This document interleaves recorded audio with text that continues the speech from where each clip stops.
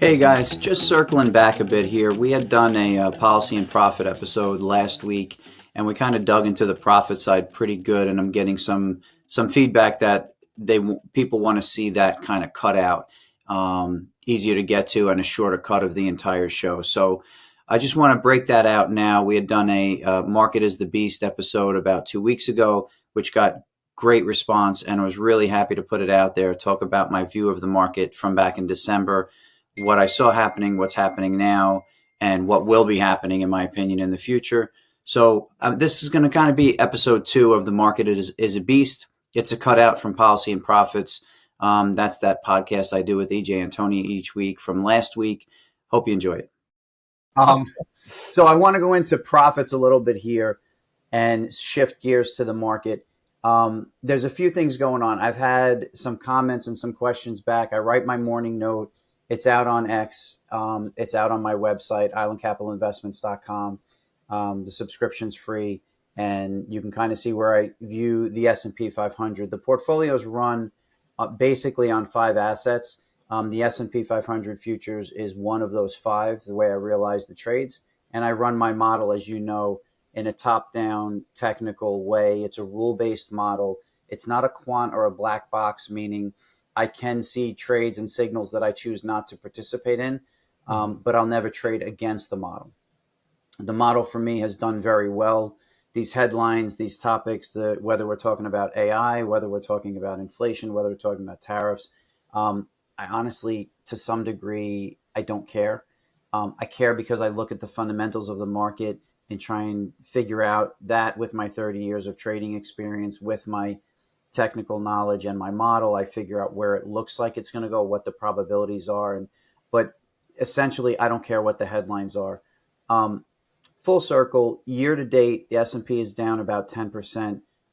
We are up at Island Capital as of the close of business Friday. We're up 32% on the year, which has been a fantastic year. The volatility has been well forecast by my model, and we've managed well here to take advantage and not get kind of hurt with the back and forth whipsaws of headlines as we've come down through the real drawdown that we've seen. And as you said earlier, we started to see the need to be short risk assets and long volatility from back in December, and it's worked out well. That said, we are going through a little bit of a corporate change here and a structural change. So we're taking on new investors. There may be a change in name. So Island Capital may become a new fund. We'll let everybody know what that name is, and everything will kind of roll over to the new fund name as that happens. But we're having some good things happening here, and we're really excited about it, to be perfectly honest with you. As far as the market goes, we saw that peak to trough drawdown of 21%, which was well forecast and got very aggressive after the tariff announcement. There's no question. That brought us down to close to 4,800 on the S&P, and we can pull up that first chart we have of the S&P. That was kind of like a broader zoomed out chart. So this is that move down, 21% down. We were up at 61.47. We had labeled that as resistance. We had actually done some Fibonacci work, and I'm really focused on using the March 2020 low as the base of all my regression work. And we've shown these charts before, and we showed a few months ago, actually, probably back in, well, actually it was in February, because we marked the top at 61.47 essentially that week, which is insane. That was a 50% extension, and that ended up being the ultimate top. But we've seen this drawdown. 4,800, if you're reading the report, has been a highlighted and focused support level. We came within 34 handles of that. We've had a nice rally back up. I've been writing consistently about not chasing rallies, but being a seller of rallies, being patient, and being strategic. And that's worked out well. 5,400 to 5,500 is the current resistance range, or near-term resistance range on the daily. That has now started to work again as a spot to get short or to get out of anything you might have bought on the rally. Again, I am not getting long on the rally because I haven't gotten any positive daily signs, and my signal on the intermediate and long term remains broken and remains negative. So I'm not a buyer of any of these rallies. Typical bear market rallies, We've had some really big days. That one day on April 9th, we had a 13% rally up, still hitting our head 5,400, 5,500.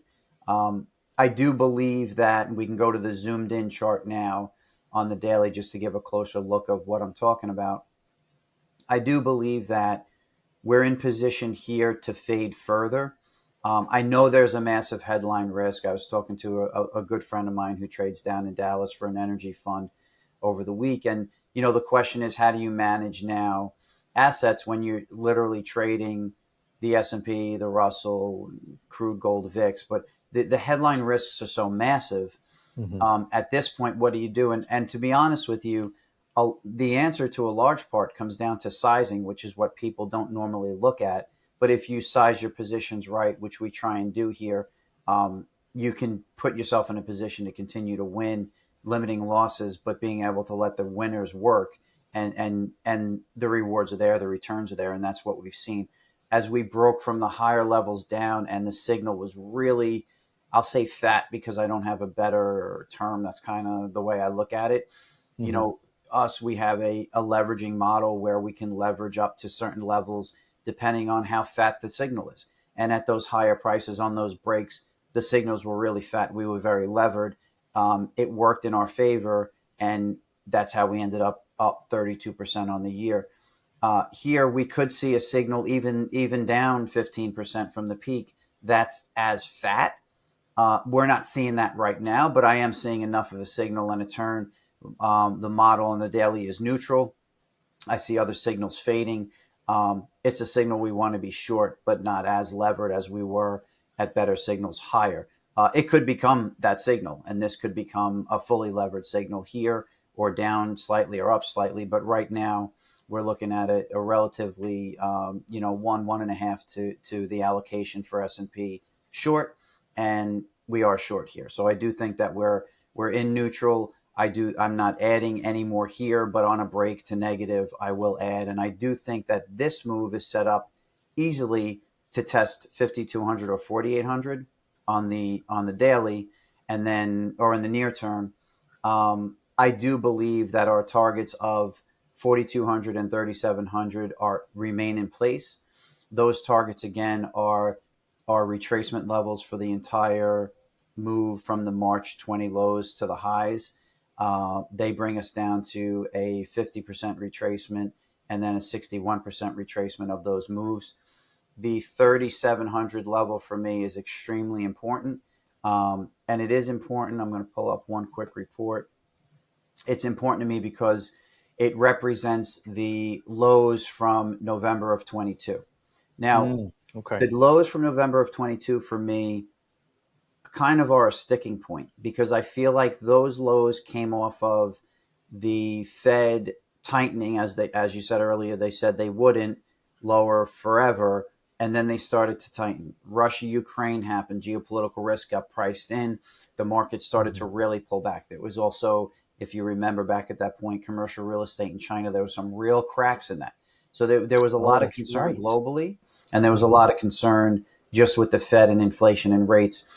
That low held because of the creation of the AI narrative. And I hold to that story, and I've said this. I was saying this back on TV in December and January. I said it specifically the day that DeepSeek hit, and we saw that big drawdown in the S&P, which eventually recovered, started to create the top of the top, and we broke.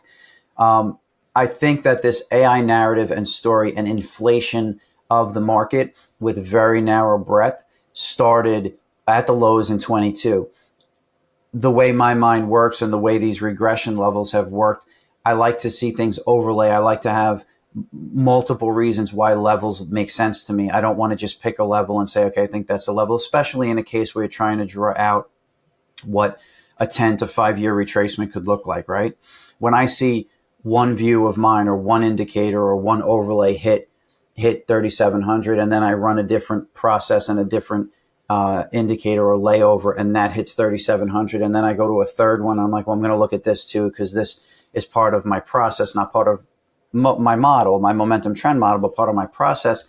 And then that hits 37.20, and I hit another one that hits 37.15. I'm kind of like, I'm getting there, like I'm being convinced. I am convinced by the time this cycle ends, by the time this bear ends, we will be at 3,700. It is not an egregious level. Look at it for what it is. The market has been on an absolute tear from the 20 lows. We've been on a tear from the 22 lows. It's time to kind of reset, and there are reasons to reset. So from here, near term, I do see 5,000 to 4,800 being tested again in the near term. So for me, that's, a 2 to 4 week period. I do think that by the time the cycle ends, which could be a 3 to 6 month period, we should be down at 4,200 and 3,700. And I think that kind of will bring us to the end of the aisle of cleanup, which will bring us to starting to see that that kind of V-shaped recovery in the economy where policies are starting to take effect. The additional investments that we've already seen are being implemented and are kicking into real jobs growth, real GDP growth. There'll be additional onshoring manufacturing in the United States that will help. Hopefully taxes and the tax bill passes. We're in a better place there. That will help. Hopefully we have a new Fed chair that will help. And we kind of are moving essentially out of President Trump's term and into a second like-minded administration that will continue the policies and continue growth. Not to be too crystal ball, but that's kind of how I see it playing out. So I would be really cautious here in chasing rallies. I do believe we're in a bear. I do believe we have much lower to go. We are literally, 15% off, 14% off of all-time highs with a market that was begging to be sold and begging for a reason to be sold. And that's where we're at. So that's kind of the breakdown on Island Capital and where we are corporate-wise and kind of directionally. That's my breakdown on the market for this week. I think there's a lot going on, a lot to be conscious of, but that's the zoomed out technical view. Remove the headlines. Objectively, this is what my model and the numbers are showing me. That's a great analysis, Anthony. I mean, just spot on from soup to nuts. Really, really love it. And I know you were talking about S&P futures, but you mentioned that you have five things that you trade all together, and VIX is one of them too, right? I trade, yeah. So what people don't realize is you can't really trade spot VIX, which seems it's kind of weird because people see the VIX and the fear indicator or the fear model, and it's talked about all the time, and very few people really understand the VIX, term structure of VIX, or the derivative products that are based on the VIX. So I do trade the VIX. I trade the VIX through front month VIX futures. I do have two volatility or VIX models that I track. One is based on spot VIX, and it's a spike model based on day counts and new highs in the VIX. And I do use that to trade. So my long VIX would be short equity and my short VIX would be long equity. And that is something that I use here as a guide. And I do put trades on based on it at times. And then I have a model where I measure term structure, and not to go too deep into it, but it is a slope measure of spot VIX front month, second month. So as you move up the curve, what is the slope of that curve, whether it's negative, neutral, or positive for me, meaning typically VIX is in contango. So VIX is very settled and contracts are rolling down to VIX, which is lower, which means there's less fear and equity markets are going higher. That's 85% of the time, call it. And then the VIX can shift into a neutral position, and then it can shift into backwardation where spot VIX is actually spiked, which is what we've seen now. And contracts are actually rolling up to spot VIX. So the front month, second month are actually lower or trade at a discount to spot VIX.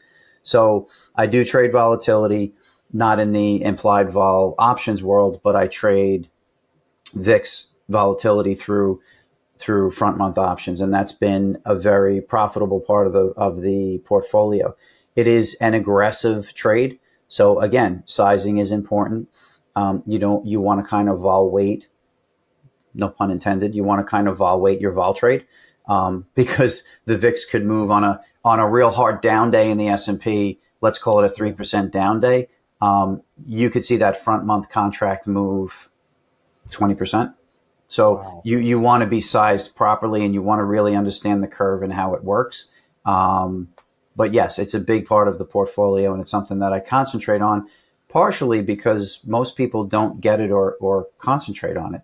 And then there's fat ways to realize the trade. I'll say this real quickly, where a lot of retail money will go into like the VXX because they're not accessing the futures market, nor does people even know that they can access the futures market. They're buying VXX thinking they're buying a product that's matching VIX, but they're actually buying VXX, which is a product that's being priced on front month, second month futures, which is another part of the confusion with people with VIX. I will say that because retail money can go into VXX very easily, and even institutional money can get into VXX very easily, when it moves, potentially there's more of a move in it because you get much more of a demand into the product, and they just push it. It moves quickly, whereas less people are actually trading VIX futures. So different ways to realize the trade, but I am in the VIX. I do trade volatility, and I realize that trade through front month contracts and at times an ETF like the VXX. Fascinating stuff, my man. Absolutely fascinating. Thank you. So I am always blown away whenever you go into the market, just not only your depth of understanding of it, but every time we have one of these discussions, I'm learning more and more about, these different financial products, these different derivatives, like you were talking about, what they are, how they work, and how they can be traded. In your case, how they can be traded successfully. Well, we'll keep that going on Easter weekend. I'll continue to pray and continue to focus on the model and stay objective and stay grounded, but definitely appreciate it. Hey guys, thanks a lot for joining and checking this out. The market is a beast. This was our episode 2. Thanks for watching, and see you next time.